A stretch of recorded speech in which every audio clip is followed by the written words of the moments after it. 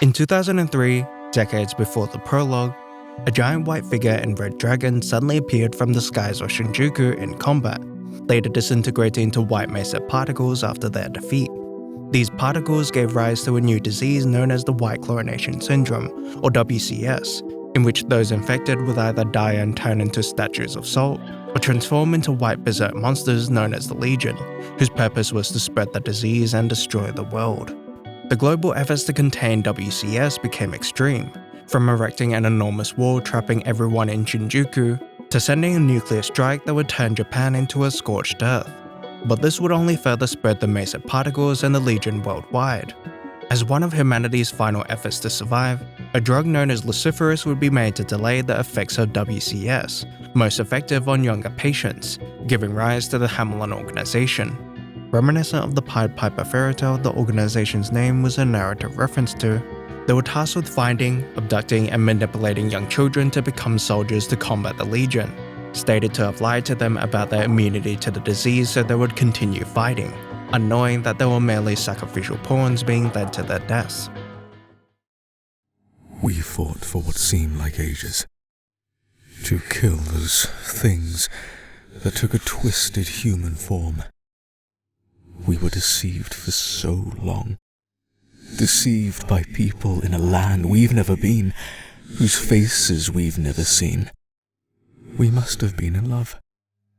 And despite the fact I couldn't save you, I never got to thank you for saving me.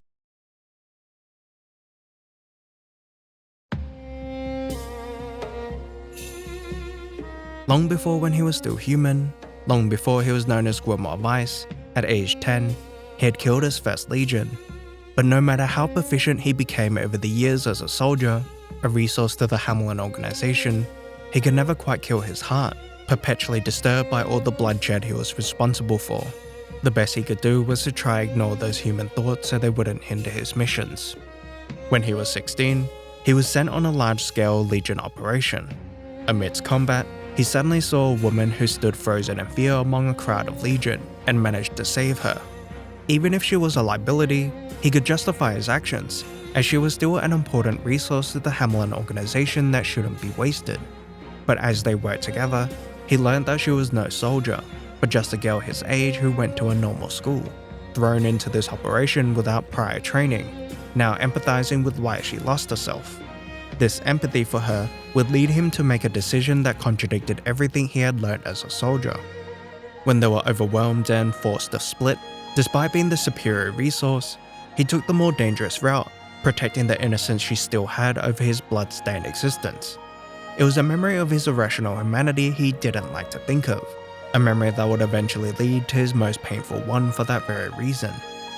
In the end, they miraculously managed to escape the Legion without ever knowing of what became of each other. 3 years later, Weiss was offered a top-secret mission where he could retire from his service if successful.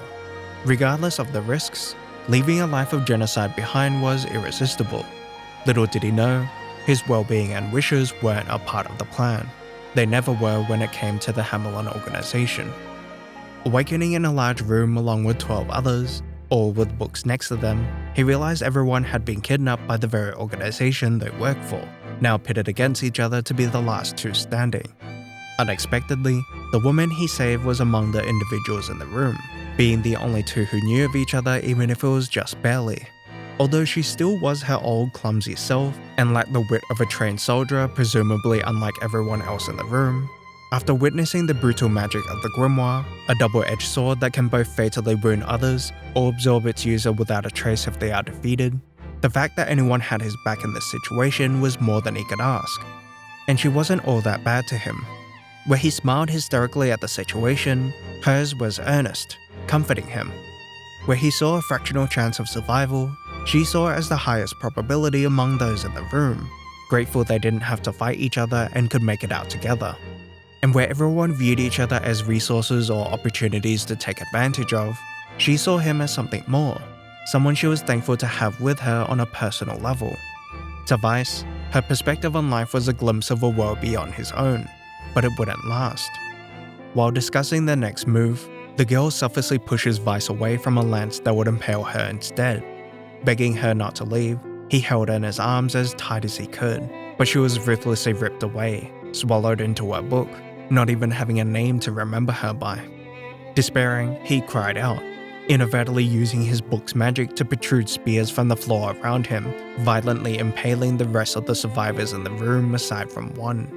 To make matters worse, despite surviving this twisted trial, while the organization did allow them to stop their lives as a soldier, they did not let them go, forcibly absorbed into the respective books themselves for a greater purpose.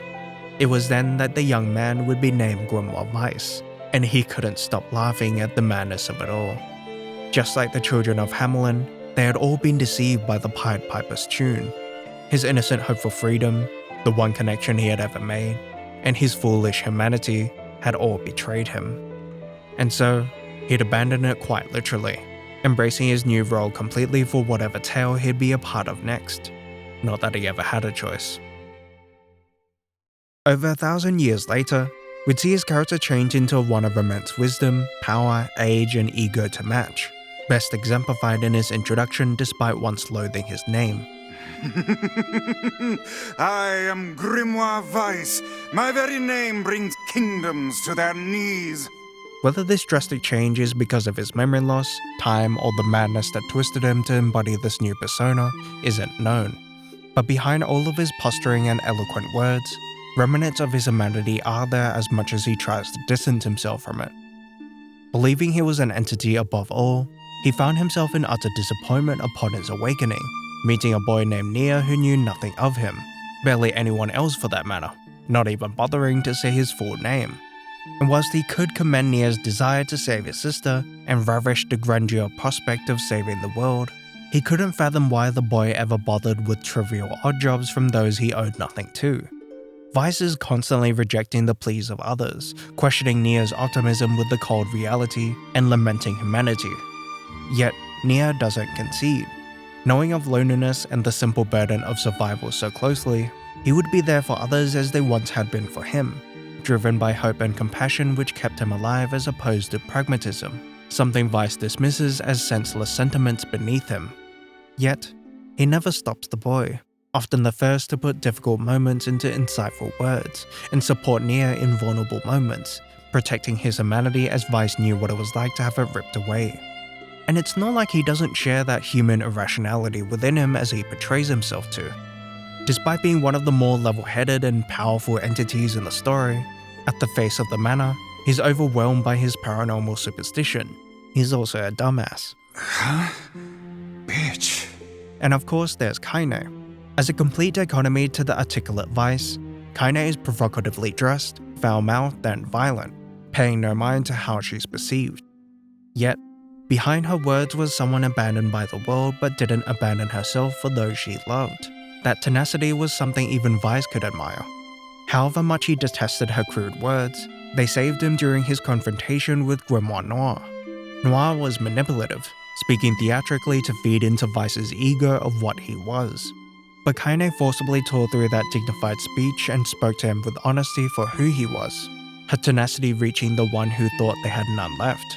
Their comedic bickering up until this point culminated in one of the most memorable parts of the story. As a result, he could overcome Grimoire NieR's manipulation, acknowledging his companions as friends for the first time, not one that was above, but equal. Weiss's growth is further exemplified in the second act, where he no longer rejects every side quest and actively encourages others to seek their help. He also grew to enjoy the ferryman and his wife's company in the Promised Gift side quest, looked forward to the next dinner NieR had hoped to invite them to, and was saddened he'd never hear their silly antics again. And when he finally recalls the truth and his purpose, he does not waver to support his companions for a second despite knowing the severity of such a choice.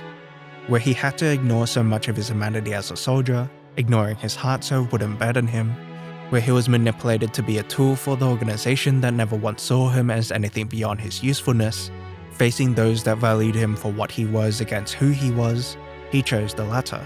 Friends that allowed him to be free and cared for him just as he did for them. Echoing Weiss's past, Devola and Pepala were artificial creations made to serve Project Shoutout. They were soulless androids with one purpose programmed into them. Yet, as much as they denied their feelings, forcing a laugh as they played their roles as the villains, their expressions and singing said anything but. And just as they came to realize their love for each other, it was lost. It's a moment that strikes a chord with Weiss in particular, not because he shared any close bond with them as NieR had, but because he understood what they felt, reminded of his greatest regret. So Weiss would not let himself lose someone important in front of him again, refusing to ignore that human part of himself he could never truly forget. Despite the day-to-day monotony, troubles, and heartbreaks of being human he experienced and witnessed, he'd gladly bear it because he realized it was more painful to give up his humanity. Thus, he'd sacrifice everything to push his companions forward, now taking pride in not as some legendary grimoire, but as Weiss, the name his friends called him. Knowing you, I shall begin living a life of truth. Protecting you, I shall sink into wisdom's abyss. Thinking of you, I shall endure eternity's darkness. Who are they? Why is it not me who's beside you? This cursed power was forced upon me. This cursed body was forced upon me. But I don't care. I can use it to help, to save, to protect.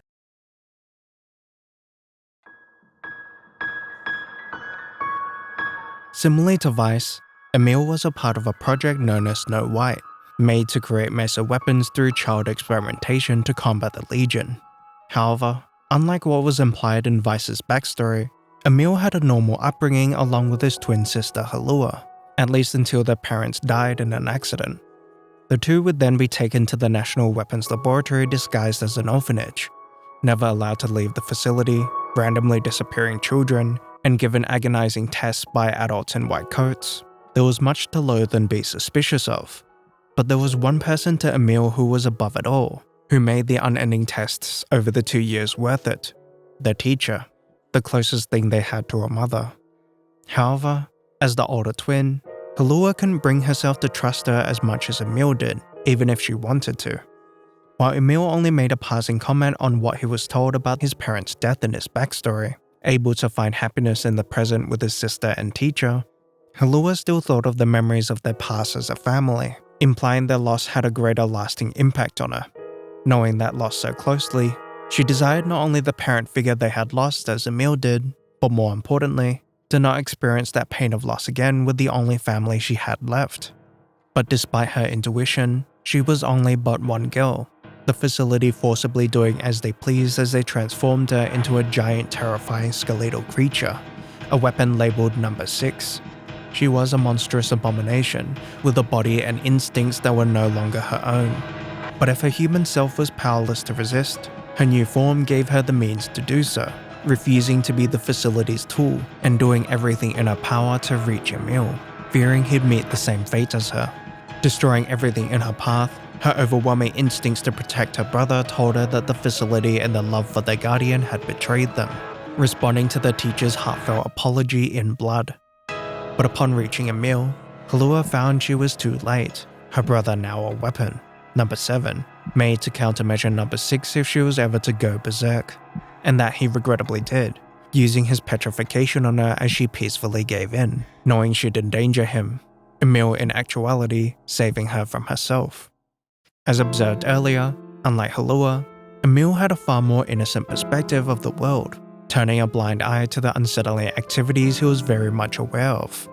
Instead, he found solace in what he had, complacent to spend the rest of his time with Halua and his teacher, but that childish naivety, believing that if he remained the same that the world would too, hurt him more to the ever-changing, unforgiving reality. Not knowing the truth behind his teacher's death, he thought Halua had truly become a monster.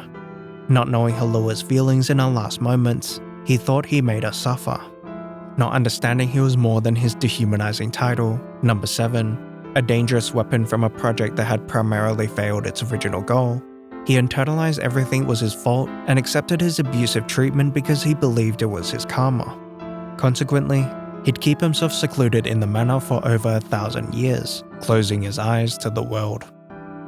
It is unknown if anything significant occurred during this extensive period regarding Emil. If anything, it implies that very little has happened. The manor appears to be in good condition, untouched by nature. Emil and the butler haven't aged a day, and the setting is strikingly monochrome upon entering, confirmed by director Yokotaro to reflect time standing still. The shift in camera perspective inspired by early Resident Evil games further emphasizes that the manor is from another time, foreign to the present. And at the center of it all is Emil, his petrification ability, implied immortality, and setting perfectly depicting his stagnancy. Surrounded by his past sins, he is constantly reminded of how terrible he was, fearing any connection made because he'd inevitably lose them due to his powers and longevity. Even his butler probably wouldn't last much longer, as we see that he's the last functioning android in the manor, and we don't see any reference of him in the future. Knowing this, as his guardian, Sebastian likely wished to push Emil out into the world, otherwise he'd be forever alone due to his crushing guilt. Despite his insistence to cure his master, however, Emil saw no worth in himself, only shame. That insecurity was all too familiar to Kainé for as long as she could remember, able to see beyond it for everything Emil was, a kind and caring boy capable of change. After all, he had learned to safely use his eyes so they wouldn't endanger others in combat. Despite all the abuse Kainé had endured because of her body, it didn't define her, nor did it make her any less capable of being loved. Regardless of the shade within her that caused her constant torment, it also allowed Kainé to live, avenge, and fight alongside those she loved. As those she loved had done for her, Kainé pushed Emil to grow past his shame and embrace everything he was, as he was more than capable of good and being loved. And here she would give Emil not some malicious order as those in the past had, but an important request as a friend, to petrify her if the shade ever took over. A request likely not too dissimilar to what Halua would have asked him all those years ago, given a new perspective on his power beyond shame. Emil may be a weapon, but he was also its wielder, someone with agency. So rather than mindlessly cause hurt out of the malice of those who once used him, he could protect others out of the kindness of his own volition, something he could finally realize when he took action for himself to save the village. By overcoming his insecurities, taking his first step beyond the manor, and allowing himself to connect with others, Emil is rewarded with his first real connection in over a millennium and a deeper understanding of himself. But to cure and ultimately master his powers, he had to face his past that was responsible for it in the first place. Recalling his trauma, it's easy to see why he forgot them in the first place, his guilt rooted even deeper in the laboratory beyond the manor. But rather than confront Halua under the dehumanizing orders of those who only saw them as objects, he listened to himself, defying his purpose by freeing and embracing her. And by humanizing their bond beyond numbered weapons, he understood his sister's feelings that hadn't previously reached him. Halua did not destroy the facility, kill their teacher, or consume him because she had merely become a heartless weapon, but for her persisting feelings to protect her brother. The Snow White project largely failed after her rampage from all the damage she had done, so Emil wouldn't be weaponized to the degree he was originally meant to. She never once resented Emil for petrifying her either, knowing just how dangerous she had become, instead grateful he had protected her from herself. And in the side quest research project, Emil finds a letter from his teacher that expresses regret for failing to be a proper guardian figure and protect him, to which Emil finds closure for everything that had happened, realizing that it wasn't all his fault, forgiving and accepting her as his mother, someone he was thankful to remember. By challenging the preconceptions he thought were set in stone, he reached a deeper truth with the organization, his teacher, and his nature as a weapon than his sister ever had, finally able to mature beyond his petrifying stagnant eyes. Even if he loathed his new body, like Kainé, it was because of those hardships he could meet those he'd call family, finding he was still loved all the same and could help them in ways he couldn't before, things he could take pride in rather than shame. Even if he'd come to curse his very existence, losing everyone important to him as he feared, and driven to madness over thousands of years of war and loneliness. This pain! This sadness! This desperation! You know nothing about it! Despite how brief their time together was and how much it pained him, he'd ultimately hold on to Kainé's words and the memories he shared with his friends by protecting the world they were a part of, embracing those poignant feelings as it reminded him of what was important. If Weiss's story was about embracing who he was, Emil's was about embracing what he was, both finding a home with those who accepted them for everything they were.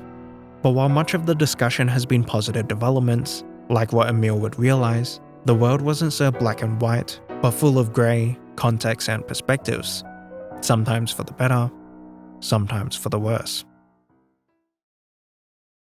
He looked upon his blood-stained hands, his palms dried in a dark crimson colour. A colour ambiguous about its nature, human blood or shade blood. NieR brought his eyes away from his hands and shook his head. The image of Yona waiting by the second-floor window floated in his mind. She'll probably greet him with a smile today, just like all other days. He doesn't have to think any more than that. Nothing more than protecting Yona. With no other family aside from his little sister, NieR lived a hard but honest life with the help of Pepla, Devla and those in the village, fulfilling even the most menial jobs they had for him in exchange for food and money to survive, something he was eternally grateful for. This gratitude for others would also be reflected in the main story, gladly going above and beyond to help those in need as others had done for him. Whether it be the boys in the junk heap who had lost their mother, or those who simply needed a helping hand, he could easily empathize with them, understanding loss, sibling affection, and the simple burden of survival so closely, his humanity touching even someone like Weiss.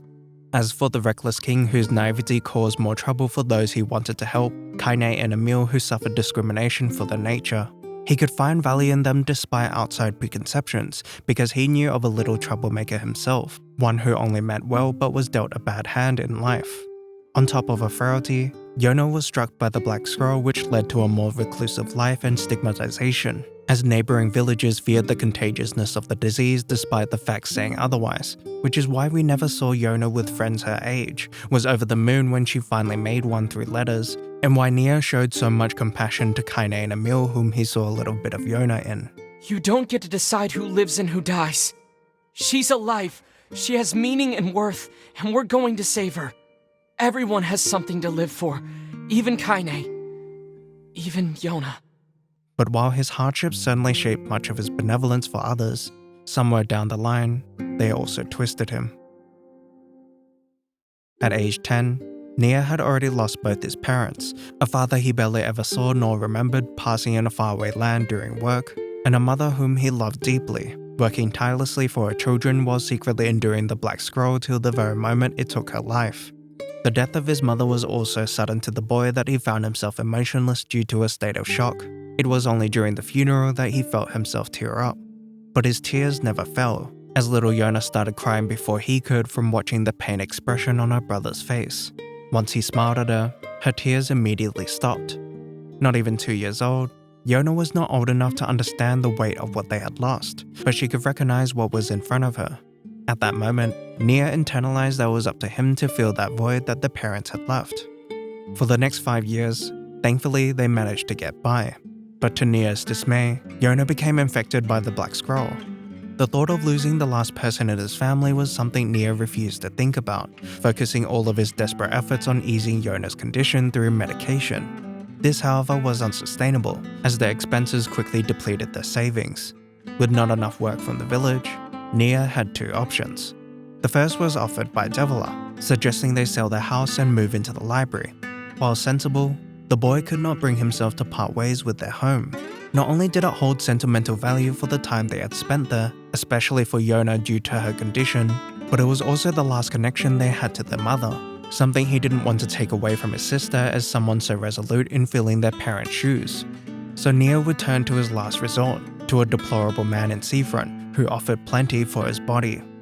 Before selling their home, before making his sister worry, NieR would sell his body.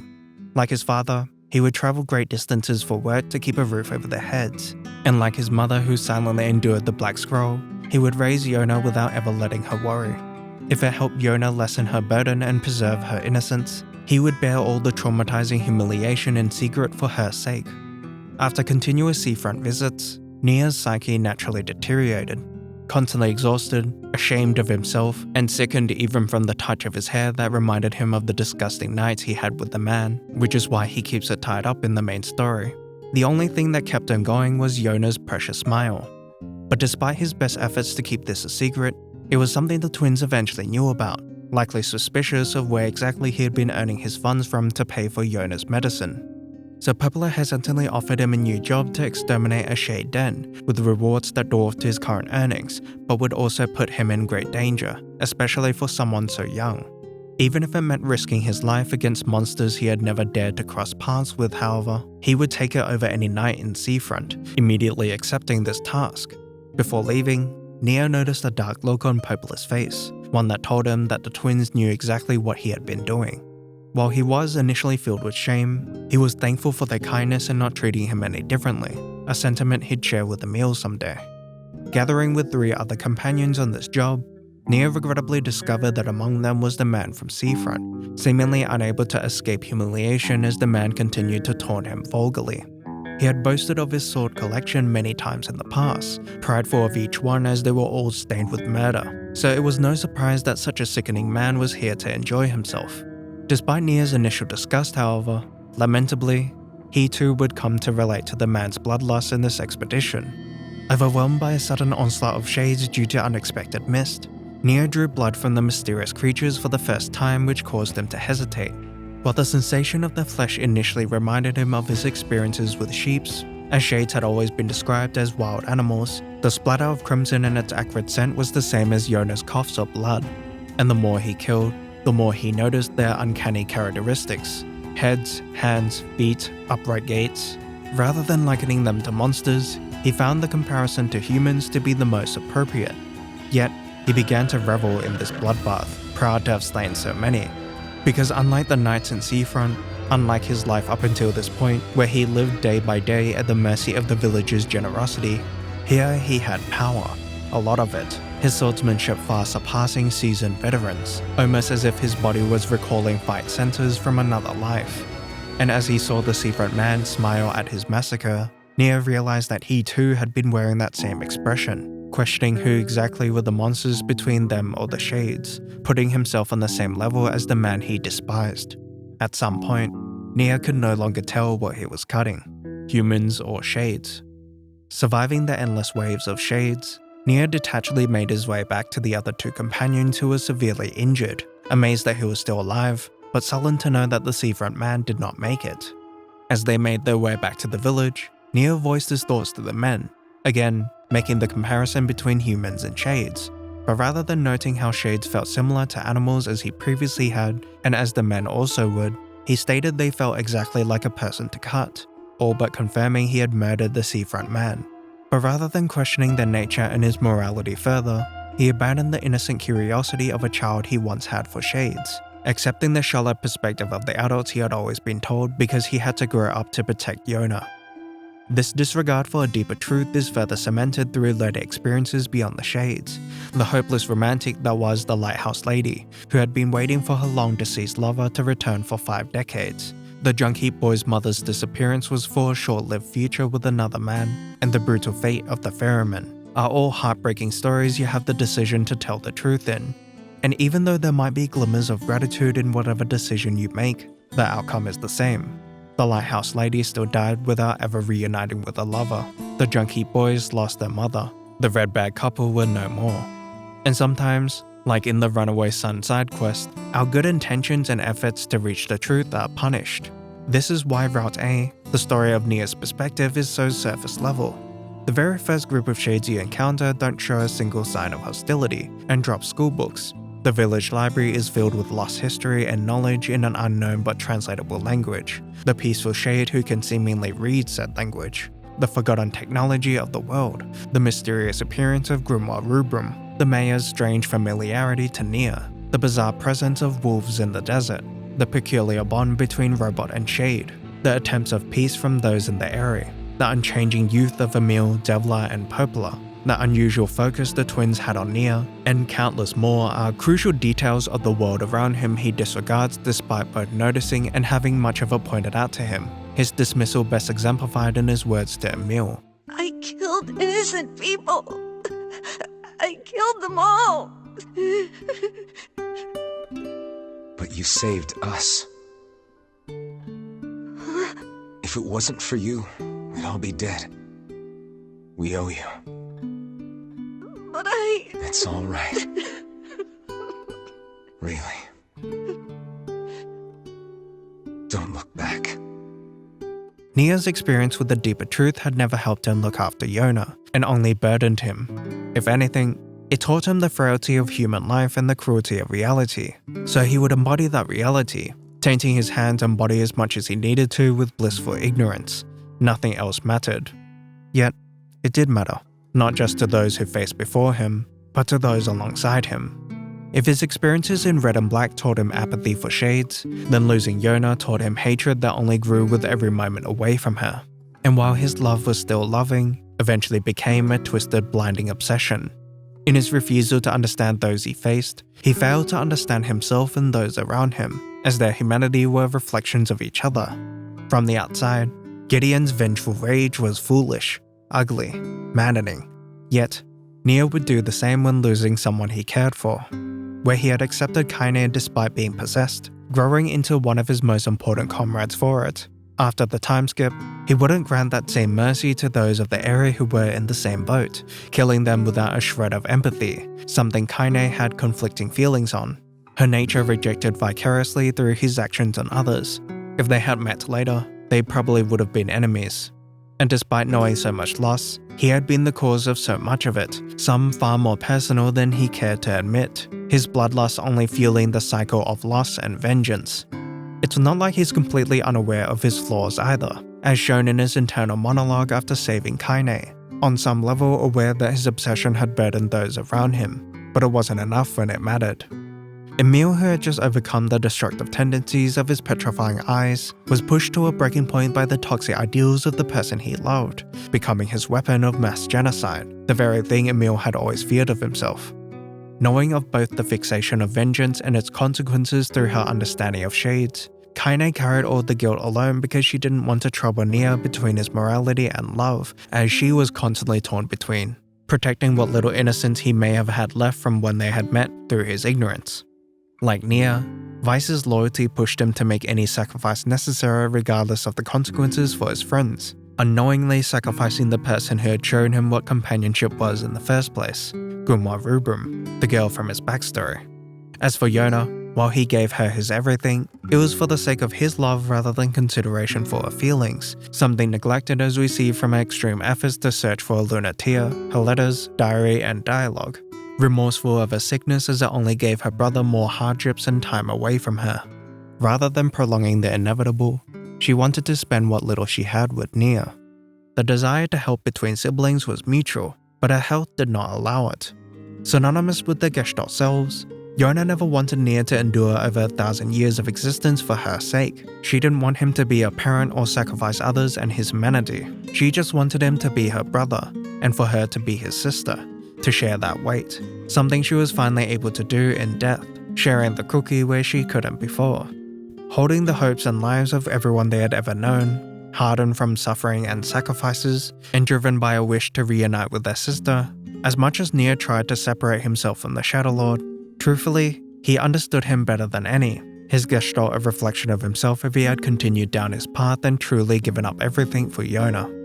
Once sympathetic to Project Gestalt and those of Hamelin Organization, once sharing an earnest bond with Grimoire NieR, and once just a humble, kind young man who found no pride in his title, eventually forsook everything he was, left with a single desire and becoming the Shadow Lord we know of today. Realizing he had likely been taken advantage of by the organization that promised salvation for his sister, he recklessly took the project into his own hands to prematurely complete it, potentially endangering humanity as Mesos implied to still exist in the world, since Emil and future technology utilize it. But that didn't matter to him as one who stood above all. The human race mere pawns just like the organization had viewed him. Even his closest companion was just a servant dedicating his existence to his master's cause, their interactions passive at best, a contrast to his old self and his replicant, who, in their obsession, still had the heart to care for those around them. But since the moment he had lost his closest comrades, since the moment he had cut down his parent figures, his first human life, his first shade, since the moment he had sold his body, since the day his mother had died and refused to cry for Yona's sake, he too did not have the luxury to stop, cutting yet another piece of his humanity away. Still a child who could not accept the loss of the last person in his family. I swore to protect my sister and my friends. If someone puts them in danger, they must stand aside or be cut down. I have something to defend. I have a reason to live! Although, perhaps there was room for one other person in NieR's heart.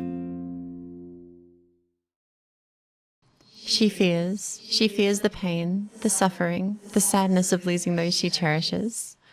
She fights. Her swordsmanship is so violent it wards off sorrow itself. She dreams. The darkness sings to her of solitude and despair, but she resists, time and time again, never breaking. She presses on. Even if the future that awaits has no meaning, she presses on. Because this is a world with NieR.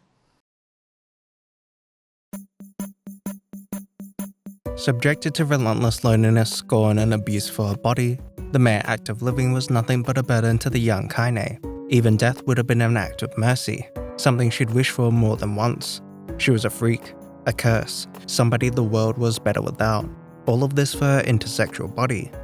Yet, despite the absurdity of such a statement and her unjust treatment, she accepted it without resistance despite likely having the strength to, earnestly believing she deserved it. So much so that the blood she shed from the downpour of assault was as natural as the rain from the sky, her reaction heartbreakingly jaded to the pain. However, a woman named Kali, her grandmother, would change that. After ruthlessly scaring off Kainé's bullies, all Kali found was a broken girl who couldn't accept her grandma's kindness because she couldn't even love herself. But Kali refused to accept that, acknowledging her tenacity for surviving loss and pushing her to live. And for the first time in so long, Kainé felt recognition, felt loved. The death of her parents had always been a bitter afterthought of lost times when she had a place to call home, so having her and her struggles be acknowledged with such compassion, in contrast to everyone including herself who rejected it down to her gender, was incredibly meaningful. Her grandmother's words did not come from a place of obligation either, but empathy. Also experiencing so much loss, she understood the hardships and value of life like no other, having lived much of it. Her stubborn and crude character the result of her perseverance and tough love.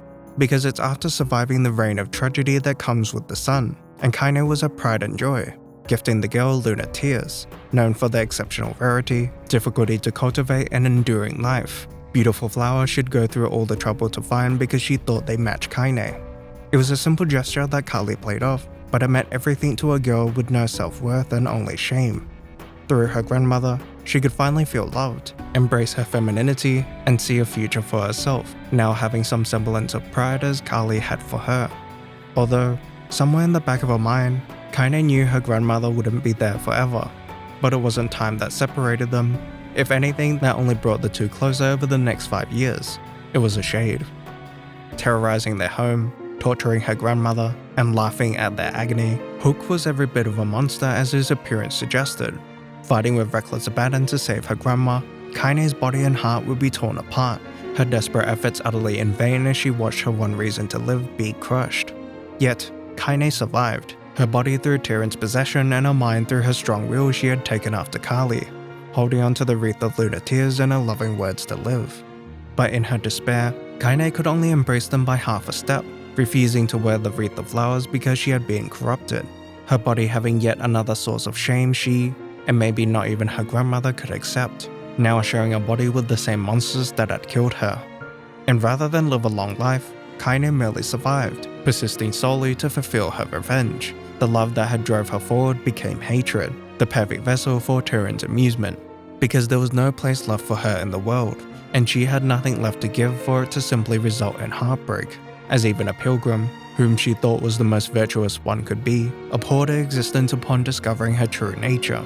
So if she was nothing but a monster, and it took one to defeat Hook, she would embrace it, with the moment she kills him being the moment her story ends, or at least that was how it was supposed to go.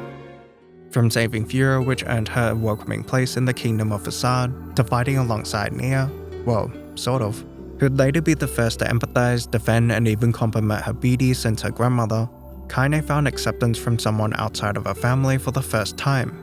So despite once believing she had nothing left within her after being hurt so many times, NieR showed her otherwise, being the one person in this world to push her to live, recognizing her value as a person and saving her twice, the second of which with 5 years of effort, a great sacrifice, and a lunar tear, a love of affection she didn't think was possible or was worthy of receiving again since her grandmother's parting and becoming possessed. By persevering, rather than surviving just for the sake of it, Kainé once again had something to live for and could embrace who she was, shown in the donning of NieR's lunar tear in all future appearances and her words to Emil, being the accepting familial figure for him like her grandmother had been for her. By connecting through their journeys of self-acceptance, they could value aspects of each other they couldn't recognize in themselves, reaffirming each other's worth throughout the story. But while she seemed so sure of herself to those around her, pushing past their despair of loss, oppression, and self-hatred as she had, beyond those sadly familiar experiences was an awkward girl who was starved of connections even if she had trouble admitting it, nor did she know the first thing about approaching her romantic feelings. And most importantly, she didn't know what to do with those blissful feelings that were in constant conflict with the screams of death only she could hear. Intriguingly, it was after overcoming her need for vengeance that came the voice of Shades. The narrowgate short story implies she had never understood the language of Shades before the time skip, the exceptions being Hook and Tyrion. But even then, Hook had only masqueraded its voice with her grandmother's, and Tyrion was a part of her. Like how NieR's obsession caused much of his ignorance, Kainé's may have deafened the voices until now. Sometime after Kainé was freed from her petrification, despite Kainé and Emil's help in saving the village, they weren't allowed inside for something as arbitrary as the physical differences, but a floating sentient book was fine. And while this was something they played off as normal, it certainly bothered them more than the game shows, as they could never fully be a part of the world of the person they loved, NieR blissfully enjoying the festival beyond the gate that shunned them. But disturbingly, it wasn't either of them that put their feelings into thoughts, let alone words. It was a shade. It understood her happiness, it understood her hatred, it understood her discrimination, because they were humans who had been rejected for their nature by their own bodies.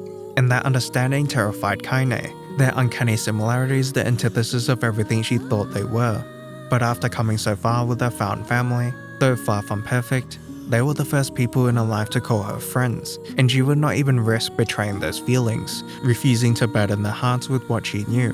Especially knowing how obsessive NieR had become, Kainé did not want him to stray from saving the one family he had left, or worse, lose her place alongside him, the times they shared with each other largely in battle. So she would regress to her hatred from her grandmother's death and embrace Tyrion's influence despite outgrowing her vengeance, rejecting the shade in front of her arbitrarily for their nature as those of the area had to Kainé all her life. Regardless of how much she empathized with Gretel and Khalil's journey of overcoming familial loss through new connections, Kainé would reject them all, the nail in the coffin being her battle with Louise, a reflection of herself as the Shadow Lord was to NieR. Also ashamed of her nature that she suppressed, gifted her hair accessory from the one who accepted her, slaughtering others in a desperate attempt to stay with the one she cherished, Louise was someone Kainé understood as much as she tried to deny it with her empty hatred, their motives driven by the same feeling: love. Louise so desperately wanted to be human, but in truth, she was the most human among those she faced, her self-rejection ironically pushing her away from what she wanted and towards inhumanity. This was something Kainé not only understood in both of them, but abused, taking advantage of Louise's love so Kainé could protect hers, giving her friends an opening to attack and drawing out a monstrous power that drove the postman to act. His disgust confused and hurt her deeper than any weapon could, leading to her demise. No matter the sacrifices the Little Mermaid made, she could never escape her nature, with her fleeting words, her song, her love, never able to reach the one she wanted as she faded into the sun. Unlike Louise, Kainé, having the perspective of Gestalt and replicants, the rejected and rejecter, understood both their love and how mortifying the actions they took to convey it was. Louise's innocence used by the one who had thrown theirs away. It wasn't something Kainé was proud of, weighing on her enough to share Louise's final message to the postman and echoing those words to NieR in Route C. And as someone halfway shade, Kainé knew that she too couldn't suppress her nature forever to stay with those she cherished. But for as long as possible, she would mask her vulnerable self, being NieR's sword regardless of whether or not that same blade would pierce her heart. Though, unlike Louise, she wouldn't meet this fate alone as she believed. Coming to terms with reality, her nature, and her blood-stained love, Kainé came to understand Tyrion beyond what his demeanor lets on. Her words to him were harsh. His bloodlust, his exploits of human life for self-preservation, and his obsession with hatred were all irredeemable aspects of his character to be critical of well before becoming a Gestalt. Yet, she did not dismiss him like so many others, but instead accepted him as she would herself, putting into words the loneliness and sadness they hid behind with their empty hatred and violent words. While he says he enjoys the suffering of others indiscriminately, he doesn't say a word about Kainé's companions, or at least from what we know after she had come to connect with them. While he constantly threatens Kainé's life if she shows signs of softness, he never actually acts on it despite being given multiple opportunities. While he finds entertainment in the despair of those he looks down on, his villainous words have an unusual level of understanding of their pain. Maybe after all this time, Tyrion just wanted to find someone who understood him. Maybe like Kainé and those he mocks, his contempt in life came from a place of longing. And since Kainé had found the love she longed for, Tyrion found that he too had come to love someone else, finally outliving his hatred. So rather than put all of his selfish efforts on self-preservation, for the first time, Tyrion would put someone else before himself. As she had accepted him, Tyrion desired the same for Kainé, helping NieR reach her. Viewing herself as a weapon that had outlived its use, she couldn't see herself standing next to Yona's innocence, Kainé's violence having no place in NieR's peaceful future. Furthermore, having witnessed Louise's and many other shades of love be detested, and knowing NieR's disdain for them, Kainé believed her lonely fate was inevitable. Yet, she wasn't abandoned, nor was her fate inevitable, finding herself embraced with her love as she fell into a peaceful sleep, or the embrace of a life, awakening from the result of NieR's sacrifice. Both moments an expression of his romantic feelings that showed just how loved she was, even if she wouldn't come to realize it in the latter relic for a long time. It's like I just found something special. Something very special.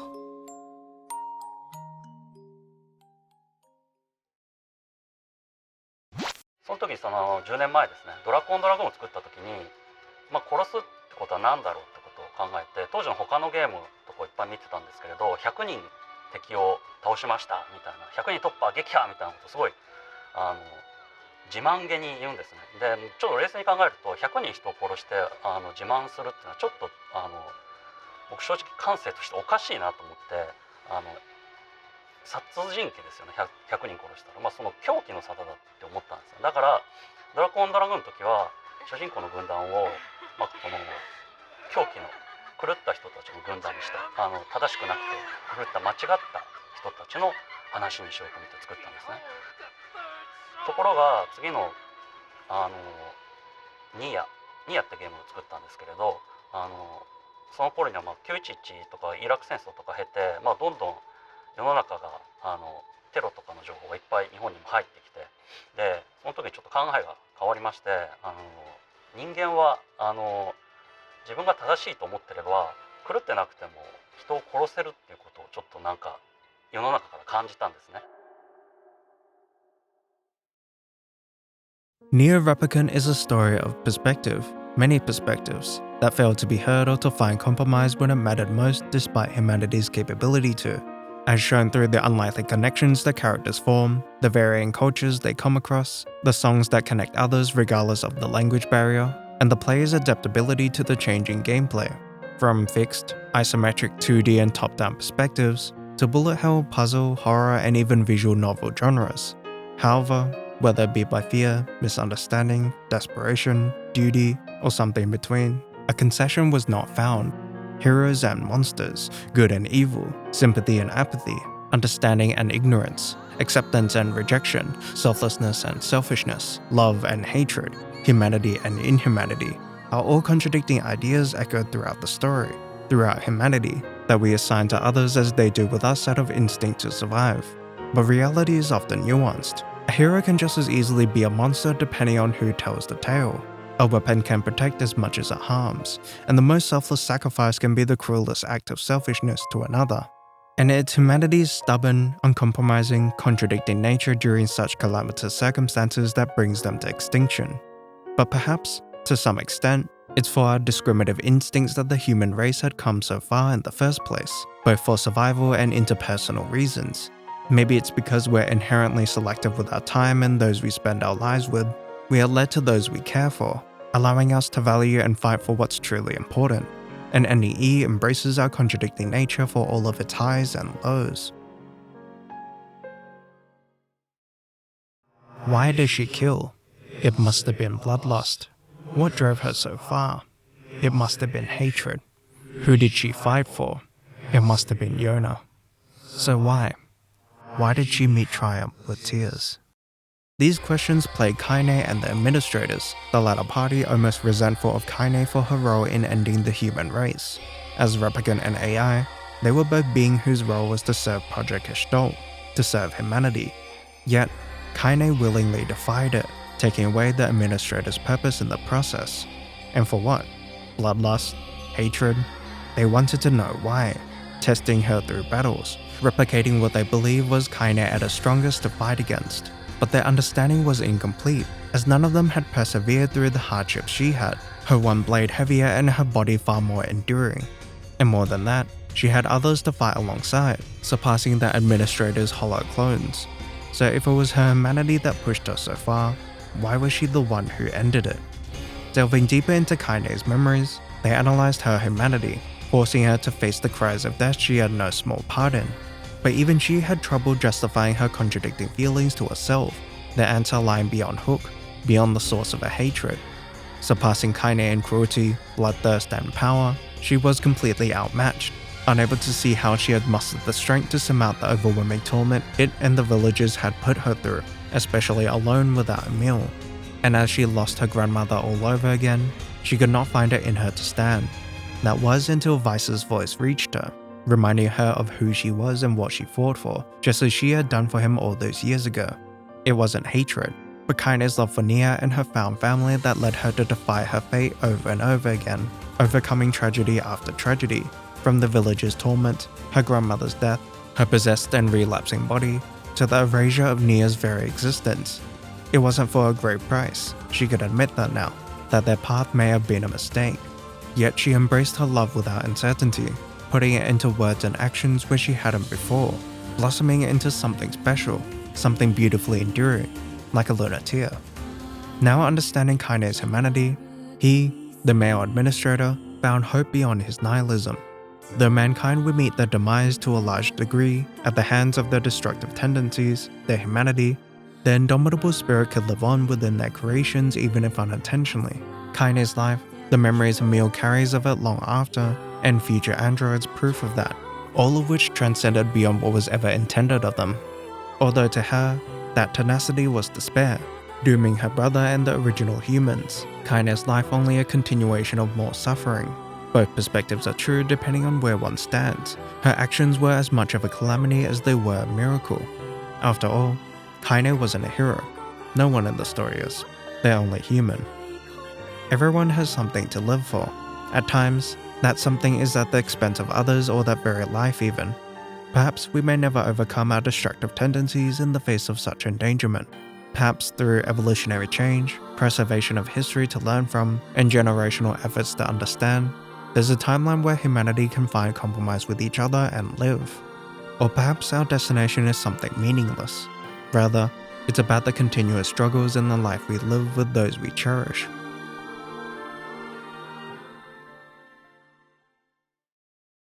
Special thanks to Sonny Novice, Michaela, Kazar, Jared, and Viscose OCE for helping with their wonderful narration. And thank you so much to Guitar SVD and Aya Viota for allowing me to use their gorgeous covers on Shadowlord and Fallen God respectively. Shout out to the NieR Wiki for having all the short stories accessible on their site. It would have taken way too much time to type it out for the video manually. Defade for their fan translation of the original red and black short story that I used for NieR's introduction specifically. Shirobooty for the translation of the drama CD. EVPointMaster for their incredibly useful save collection of Replicant, organized perfectly for each section of the game so I could record the cutscenes myself. And BuffMeister for their reincarnation footage. Thank you. You all improved my analysis, saved dozens of hours, and allowed me to share something I couldn't do alone. And of course, thank you for watching.